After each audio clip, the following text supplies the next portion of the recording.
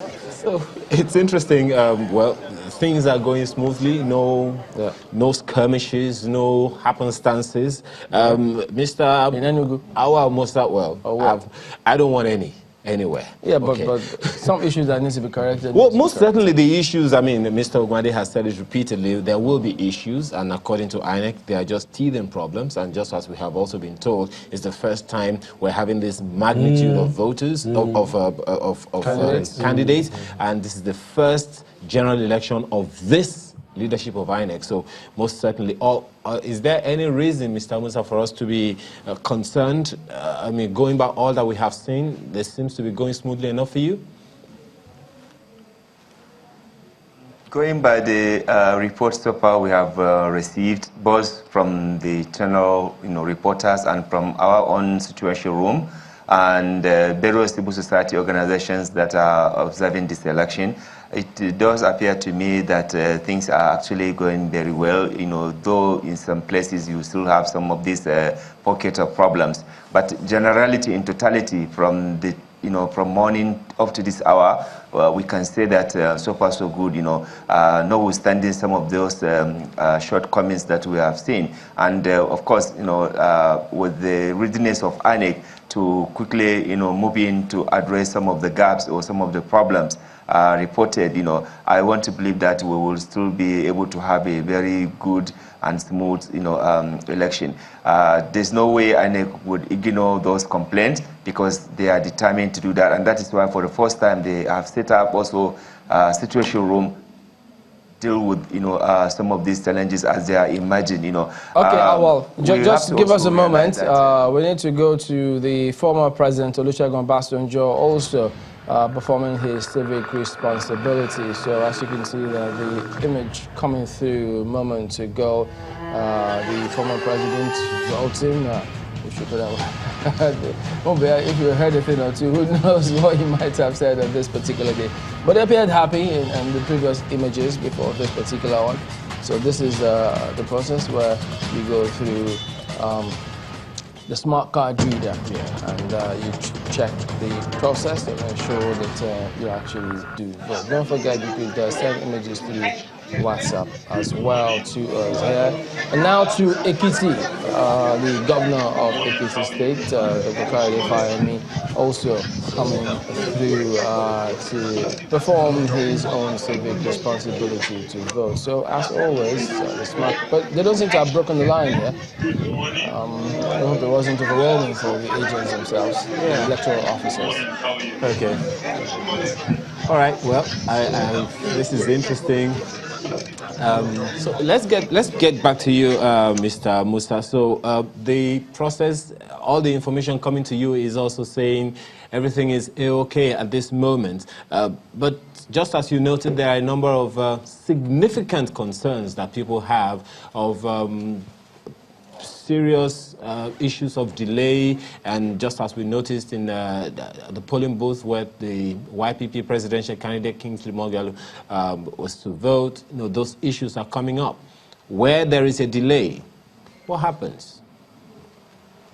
Yeah, I mean, definitely we are not saying 100% everything is perfect, but so far from the reports that our observers are filling up with, because I'm here, also, receiving, reports from various observers that we have sent across the country, and also with what channel is also doing, we are also looking at all this. So in totality, you can say that really, INEC is doing its best. Notwithstanding, we know that there are some of these, disturbing concerns that you have rightly mentioned. But, from the assurances we got from INEC, they are going to fix that problem. And where there is a delay, like we have seen from the some centers, both in Lagos and Delta, and then of course even in Okrika, definitely INEC must extend the time, so that they will be able to vote, because it is not voters' problem. It is the problems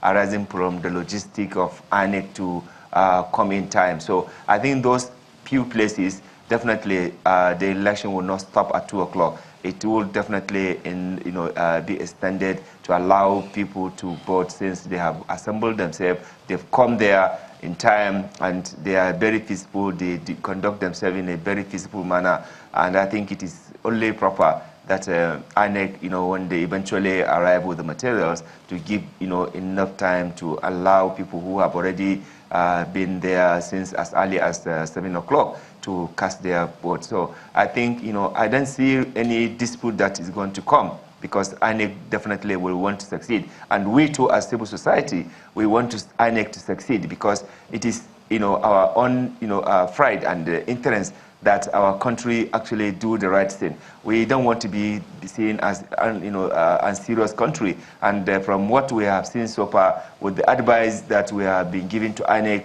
INEC is actually healing to those, suggestions, and they are incorporating them. And we are hoping that at the end of the day, when the result, when the election is concluded and the result is announced, all the politicians would, embrace one another, that's accept the outcome of this result without rancor. All right, but that's a different kettle of fish entirely, which we hope to come to as well, the end result. But Mr. Gwande, what is on INEC guideline indicates that, yes, polling should open at 8, yes, and then at 2, whoever is on the line, nobody else will be allowed to join the line. So, but whoever is there at 2 will be allowed to vote no matter the time. But in the event, as we've seen in Akabueze local government area, where the YPP presidential candidate was not able to vote, and that unit hasn't started, how is that going to work? Because if you say they shouldn't stop by 2, does that mean that whenever the materials come or when the smart card readers start working, do they start counting from then up until when? It's a discretionary matter depending on the situation. If they can conclude, maybe they are late for 2-3 hours, and of course they can move the election and the place is lightened up, of course they can continue the elections till 6 o'clock and so on. And that's the rule. I've been monitoring, observing elections for some time now. It's not generally that election starts to 8 o'clock. Sometimes it starts 10, sometimes it starts 11, sometimes it starts 12. And when it starts, of course, that's when the time starts to count. And of course, it goes on. And it is when maybe they have difficulty. Maybe there are some times that they will be going on the way, they will have mishap, because the materials then have issues. Or they misplace the election, like it did happen in Obosi during the Anambra election, 2011 or 2012 or so. Then, of course, they have to shift the election to the next day. But if it's there on the same day they go, is about some hours delay, then definitely they extend time. Because, some people get agitated because they don't have this information. No, that's why. So if they had it, they'll say, okay, whenever you come, as long as you have a normal period, we'll do that. That's why people like us are in the studio with you. And that's why you are here for us. And that's why they have situation room. So we have encouraged civil society groups all over. My brother and all of us, we have our members all over. My people too are talking to me now. I've been sending texts to them to tell them that they should relax. INEC are coming. They are coming. They are coming. There is no need to fight. So that's why the situation rooms are all over. That's why the media is here. That's why the social media too is on. So the only thing is that we should not listen to fake news. And thank God for this statement now. Nigeria belongs to all of us. I mean, years ago, Ghanaians were in Nigeria in droves. They were hewers of wood and drawers of water. They got it right politically, and we must get it right politically. And the only way is that we must cooperate with each other. This is not the time now to fight each other. Yes, it's one political party, it's one political party. It's INEC. No, all of us must come together. So what must be done now, especially for Okirka? Okirka, patience. They've made their complaint. They have made their complaint. And obviously, I'm sure that they will not be disenfranchised. I know that they will not be shortchanged. The world has listened to them. It's a question of another 2 hours now or so. You put a call across to them. Has this issue been resolved? If not, then we tell them again that what is happening. What is the timeline time between Port Harcourt and Okrika? What is the way you can go? Do you want to go by road or you want to do an airlift for them? Those are their standby. They must do something.